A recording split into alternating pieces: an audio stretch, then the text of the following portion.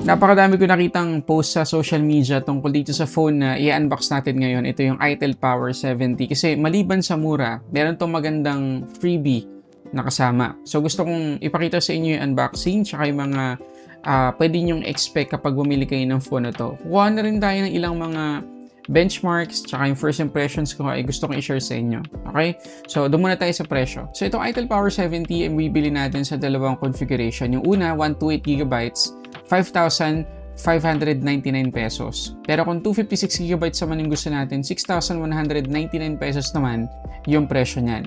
At alin man sa dalawang storage na yun yung piliin natin, dapat yung tandaan na 4GB lang yung physical RAM ng phone na to. So kahit na may makita kayo na 8GB na nakasulat doon sa posting ng itel tungkol sa phone na to, may nakalagay naman na explanation 4 plus 4. So, 4GB ng physical RAM, 4GB na virtual RAM. Okay? So, 4GB, either 128 or 256. Nandyan yung links sa description box sa baba. So, unbox natin. Okay, so ito yung package na dumating sa amin. Pag tanggal natin ng Lazada package, may bubble wrap. Ito yung mismong mga items. So, ito yung freebie na sinasabi ko kanina na karamihan sa atin ay talagang ma-appreciate. Ito yung charging case ng itel P70 or Power 70. Ganda, di ba? So ano na to? 4,000 mAh. Kaya baka may makita rin kayo maliban doon sa 8GB na RAM nitong phone na to. Baka may makita rin kayo na 10,000 mAh yung battery nitong itel P70. Hindi po yun yung actual na battery ng phone kasi 6,000 mAh lang po talaga yung battery ng phone na to. Inad lang nila tong 4,000 mAh na charging case. So, curious ako sa itsura. Open natin. Yan. Nakakamiss yung mga ganitong times na nakakabili tayo ng mga charging case or yung mga case na merong power bank sa loob. Ganda oh. Manipis lang siya actually. Hindi siya ganun kalaki or kakapal. Hindi kagaya ng dati noon kapag bibili tayo ng mga charging case. Ang kapal. Pero ito hindi. Matibay siya oh. Halata naman talagang napaka-solid ng build ng case na to. Pero hindi ko in-expect na manipis siya para sa isang case na merong battery. Okay, so ito yung P70, 6,000 mAh long lasting battery. Ayun sinasabi ko, 8GB, pero 4 plus 4 lang talaga. At 256GB yung nandito sa atin. Okay, so dito sa likod, makikita natin ilan sa mga top specs. Okay, mamaya naman isa-isahin natin yan. So, tanggalin natin yung plastic. Tapos yung napili naming kulay dito ay silver. Okay, pero pwede pa kayong mamili ng ibang kulay dito sa itel Power 70. Meron silang black, silver, at saka marine. Okay, so open na natin.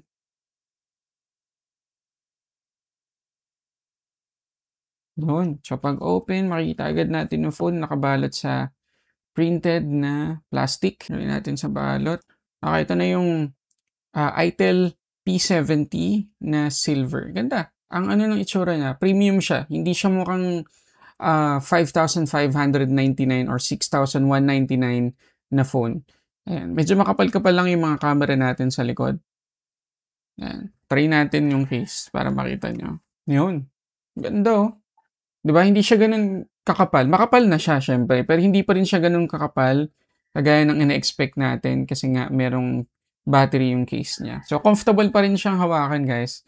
At hindi pa rin siya ganun kabigat para sa akin kahit meron na siyang charging case na kasama. Ganda. Tapos meron tayong USB-C port na rin sa case kapag nilagay natin. Okay, so pwedeng dito na tayo rin mismo mag-charge. Hindi na natin kailangan tanggalin pa yung case. Tapos meron tayong button dito para sa battery indicator ng case. Galing. Ayos. Ayun, nasa-charge na siya. Oh. Ayos na ba? Okay, tingnan pa natin ibang laman ng box. Meron tayo ditong isa pang case. Ayan, kung gusto nating or kung ayaw nating gamitin yung charging case, meron tayo ditong freebie na case. Tapos frosted siya, guys. Ganda. Ano rin siya, may additional protection sa mga gilid. Tapos balot na balot talaga yung phone. Ganda rin. Ayos ah. Tapos, dito yung ating documentation. yung ating SIM ejector pin, tapos yung ating charger na USB-A pa rin yung port. Tapos yung speed nito ay 18 watts. Tapos nandito yung ating USB-C to USB-A cable. So again, first impressions ko dito sa phone nito pagdating sa kanyang build tsaka design. Lalo na kapag nakasuot yung charging case niya ay okay sa akin. Gustong gusto ko yung mga ganitong klase ng phone na kahit compromised yung nipis, matagal naman yung battery life. Kasi nga, maliban sa 6,000 mAh na, meron pa tayong 4,000 mAh na charging case. So, gustong gusto ko talaga yung mga ganitong klase ng phone. So, setup ko muna at kuha ko ng ilang mga data.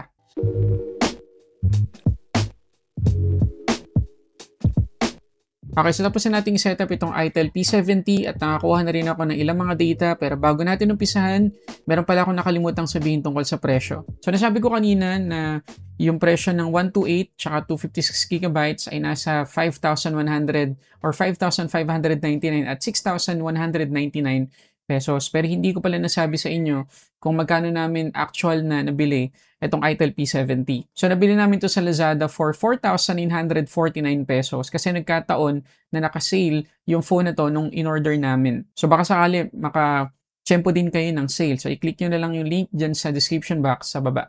Okay, so umpisahan natin sa design yung pag-uusap natin tungkol dito sa phone na to. So, makikita ninyo na napaka-fingerprint tsaka smudge magnet ng likod niya kasi ano siya makinis talaga tsaka medyo glossy. So, mas maganda, palagi nyong isuot yung case dito either dun sa kasama sa box or itong may battery. Pero speaking of case, hindi ko pala napakita sa inyo itsura kapag ginamit nyo yung case na kasama dun sa box. Ganda siya guys kasi talagang protected. Tapos hindi siya kapitin ng smudges kasi ano siya, matte tapos frosted. Tapos yung camera module, and may takip din yung mga gilid so hindi papasukan ng alikabok, which is good. Yun yung wala dito sa battery case kasi talagang exposed yung buong camera module, yung butas. Okay? So, ayun. Mas maganda lagi kayong may case na suot dito sa Itel P70 para hindi siya magmukhang dugyot kasi ang dugyot talaga tingnan. Ngayon, kapag tinignan natin tong taas, wala tayong makikitang kahit ano. Tapos dito naman sa may right side, yung volume up and down buttons, pati yung power lock button na fingerprint scanner yung makikita natin. Dito naman, sa may left side, yung SIM tray. Ito yung kanyang SIM tray. So, good news kasi meron tayong dedicated na microSD card slot plus 2 nano SIM yung pwede nating ilagay. At dito naman sa ilalim, meron tayong audio jack, microphone, USB-C port, tsaka yung main speaker. So, isa lang guys yung speaker nitong Itel P70 at masasabi ko pagdating sa max volume, pasado siya, okay sa akin. Yun nga lang, malapit na sa pagkasabog yung quality ng speaker nito kapag naka-max volume tayo. So, hindi na ako masyado magreklamo dyan kasi sobrang mura lang ng phone na to. So, okay na sa akin yun. At pagdating naman sa fingerprint scanner, okay naman guys. Reliable naman siya. Kasi isang dampi, ma-unlock naman.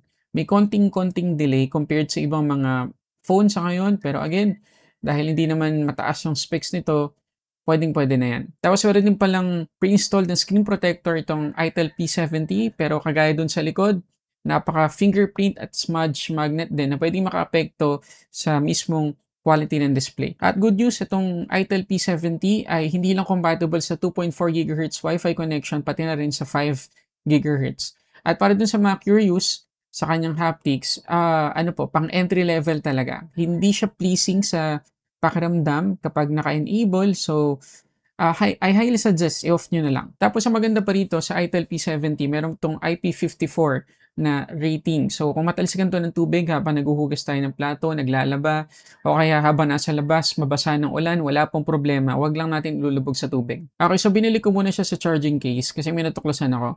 So, kapag nakalagay na siya, so by default, hindi agad gagana yung charging. So, kailangan nyo munang pindutin dito. Ma-indicate yung remaining plus mag-i-start na yung charging.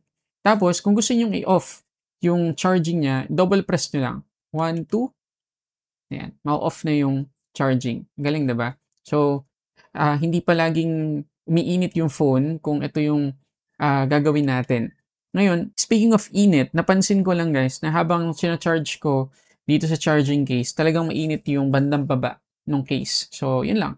Hindi naman alarming masyado, pero karamihan naman talaga ng mga ganitong klase ng case at power bank, technically power bank 'to, may heat talaga na nagge-generate dito sa may port. So, yun lang naman, hindi naman alarming. Okay, so pag-usapan na rin natin yung battery. So, meron tayong 6,000 milliamp hour na battery capacity sa mismong phone plus 4,000 milliamp hour dun sa charging case. Pero yung pag-uusapan lang muna natin ay 6,000 milliamp hour na battery capacity. Ngayon, hindi ko ma-run yung wildlife stress test dito for some reason siguro dahil sobrang baba nung kanyang specs. Hindi kaya or hindi compatible dito sa app na 'to. Ayan, 3D Mark, pero wala siyang wildlife stress test. Yan, mga ganyan lang.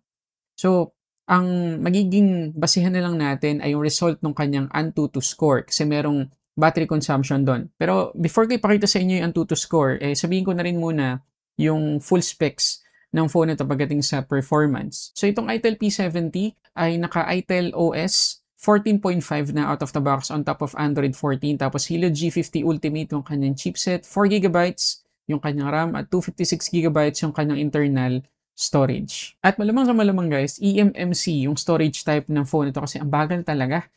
Ang bagal talagang magbukas minsan ng mga application o kaya kapag magsuswitch ako sa ibang naka-open na app, ang tagal talaga bago ma-open, mga ilang seconds muna bago bumukas. So, yun lang yung kailangan ninyong tandaan dito. Pero, para mag-idea pa kayo, tingnan natin ang Antutu score. So, ito yung Antutu score ng itel P70, 216,944. So, well, para sa presyo niya, not bad. Actually, ina-expect ko nasa 150k lang sa sobrang bagal ng actual performance. Pero at least, umabot pa siya ng 200,000. Ngayon, pagdating sa battery consumption, makikita nyo na nabawasan tayo ng 7% sa buong test. Well, not bad. Okay naman. Hindi naman nakakabilib kasi merong mga phone akong na-test na 3%, 5% lang yung nabawas sa battery after ng buong Antutu test. Pero dito, 7%. So, nandun lang siya sa okay lang, normal lang. So, expect natin na yung 6,000 mAh na battery capacity nito ay nasa 12 to 14 hours na screen on time yung itatagal. So, abangan nyo sa Facebook page ng Solitech Reviews yung actual na SOT na makukuha natin sa PC Mark dito sa itel P70. Ngayon, balik lang tayo dun sa performance. Upon setting up the device, guys, alam nyo ba na ang dami kong na-receive na software update agad-agad? Walang prinamis yung itel kung ilan talaga yung matatanggap nitong software updates, ilang taon, yung security patches, ilang major updates yung matatanggap nito. Pero hindi naman ako aasa masyado na sobrang tagal ng software support nila dito kasi nga sobrang mura lang. Malamang hindi na yun kasama sa binayaran natin. Pero ang good news, upon setting up, kagaya na sinabi ko kanina, nakatanggap ako ng 4 na OTA updates. Pakita ko sa inyo. Ito yung una. So makikita ninyo na January 2025 na security patch. Tapos yung sumunod ay April 5, 2025 na security patch.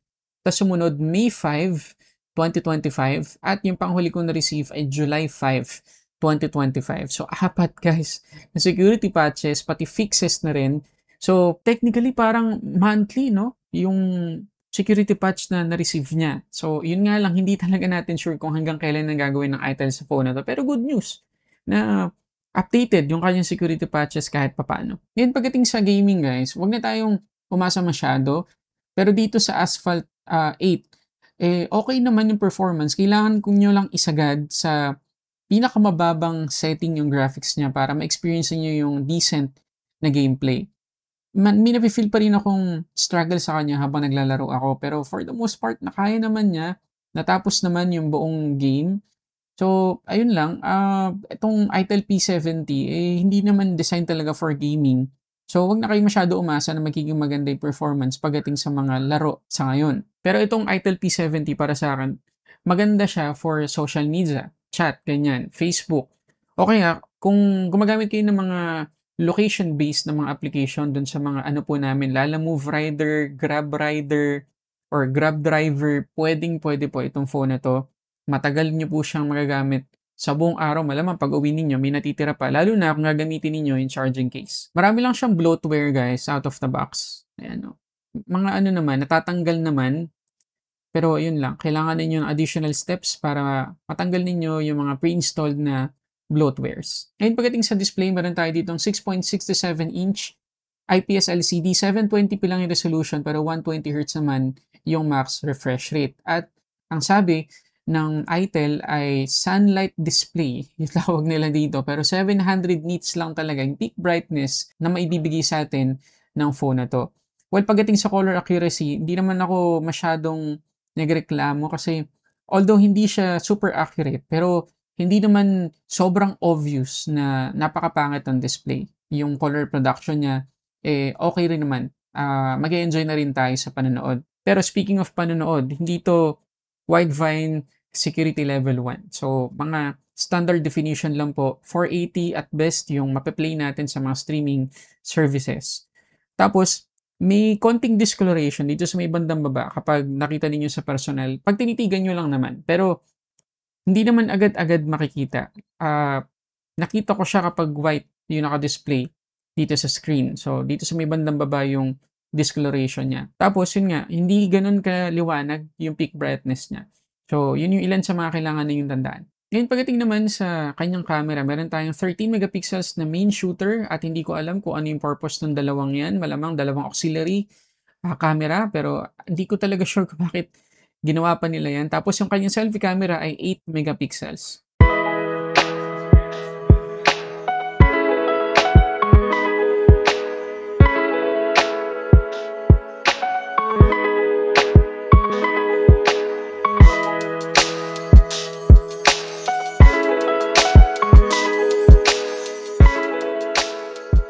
Ngayon, itong selfie camera naman ay kayang mag-shoot ng 1080p 30 frames per second at okay naman yung quality, decent naman. Basta okay yung liwanag kasi meron tayong mga studio lights dito kaya maganda yung exposure natin. Maganda yung brightness natin actually. Yung exposure niya okay din kasi hindi naman tayo wash out.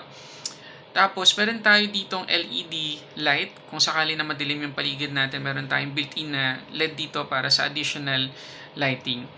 So, ano masasabi nyo guys? Comment lang kayo dyan. Pero wala tayong stabilization dito ha. So, ganyan lang. Ayan yung quality niya. At least, diba? 1080p pa rin kahit 720p lang yung display. Okay, so yun na lahat yung mga gusto kong i-share dito sa ITEL Power 70 or P70. Kayo guys, ano masasabi nyo? Okay bang bilhin itong phone na to para sa presyo niya? Kung ako naman kasing tatanungin, maganda siyang phone as backup. Lalo na kung maghapon, kailangan natin ng hotspot. Pero 4G lang to ha. O kaya ng Waze, ganyan, Google Maps. Hindi agad-agad to malulobat. Lalo na kung pupunta tayo sa camping, ganyan, o kaya magka-travel tayo, hindi natin masyadong sure kung meron bang masasaksakan ng charger doon or kung yung power bank natin sapat na sapat lang. Adi, maganda tong phone na to. O kaya dun sa mga parents natin na kailangan ng phone sa kanilang work pero hindi naman masyadong kailangan ng mataas na specs na phone pero matagal malobat, pwede pang Messenger, Facebook, ganyan. Pwedeng-pwede po ito sa inyo. At considering na nabili namin to for less than 5,000 pesos para sa 256 gigabytes na storage, pwedeng-pwede na. So okay guys, ano masasabi nyo dito sa ITEL P70? Again, nandyan yung links sa description box ba if ever na gusto nyo itong bilhin. At kagaya na sinabi ko kanina, i-share ko at ipopost dun sa Facebook page ng Sulit Tech Reviews yung actual na SOT ko sa PC Mark dito sa ITEL P70. So yun muna guys, maraming salamat sa panonood para sa samot-saring unboxing and reviews. This is Sulit Tech Reviews.